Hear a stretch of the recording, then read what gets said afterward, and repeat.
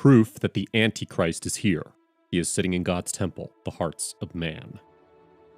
Across the pages of the scriptures, we are introduced to the man who is referred to as the man of sin, the man of lawlessness, the first beast. This man is none other than the Antichrist. The Bible reveals to us clearly that there will be a man who will take center stage. He will be a man like no other. He will be charming.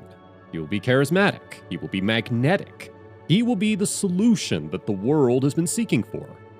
When this man comes, the world would have never seen a man like him, because this man will be energized by the very power of hell.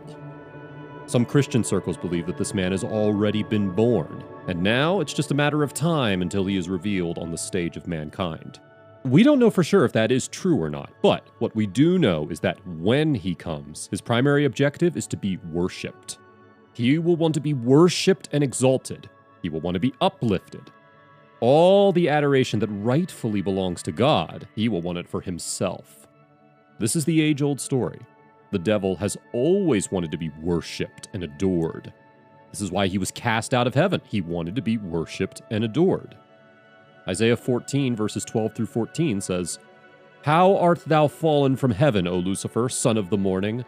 How art thou cut down to the ground, which didst weaken the nations? For thou hast said in thine heart, I will ascend into heaven. I will exalt my throne above the stars of God. I will sit also upon the mount of the congregation in the sides of the north. I will ascend above the heights of the clouds. I will be like the highest." The devil tempted Jesus Christ on 3 separate endeavors. The 3 areas Lucifer tempted Jesus with is the 3 areas he tempts people now also.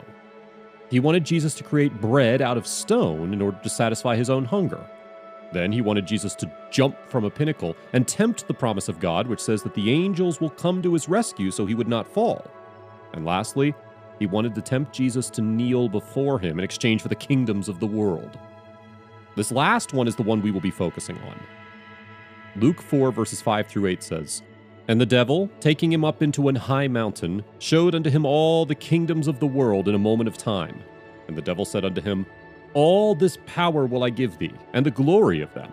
For that is delivered unto me, and to whomsoever I will I give it. If thou therefore wilt worship me, all shall be thine. And Jesus answered and said unto him, Get thee behind me, Satan, for it is written, Thou shalt worship the Lord thy God, and him only shalt thou serve." The only question is, what did the devil want from Jesus? Well, the same thing he wants from everyone. From the smallest creature of the earth to you and I. The devil wants to be worshipped, to be adored, to be put in the place of God. He wants to be God himself. He has always wanted this from the beginning. His goal has never changed, nor will it ever. He wants every knee to bend towards him. And this is what the Antichrist will want from everyone when he comes. He will want the world to worship him. He will proclaim himself to be God. In 2 Thessalonians 2, verses 1 through 4, we see that in the last days there will be a great falling away, an apostasy among those who once followed God. People who once used to follow the true and living God will turn away and fall away from the faith. And in the throne of their hearts, God will no longer occupy the space, but the abomination that is the Antichrist will reign over their lives. They will give him full authority, not only over their lives, but also their souls. 2 Thessalonians 2, verses 1 through 4 says, "Now we beseech you, brethren, by the coming of our Lord Jesus Christ, and by our gathering together unto him, that ye be not soon shaken in mind, or be troubled, neither by spirit, nor by word, nor by letter, as from us, as that the day of Christ is at hand. Let no man deceive you by any means, for that day shall not come, except there come a falling away first, and that man of sin be revealed, the son of perdition, who opposeth and exalteth himself above all that is called God, or that is worshipped, so that he as God sitteth in the temple of God, showing himself that he is God." This is a future event, but the walls to the kingdom of the Antichrist have already been built before our very eyes. Yet, a lot of believers are not paying attention to this fact. The Antichrist is already on his throne, waiting for the doors of his kingdom to be opened.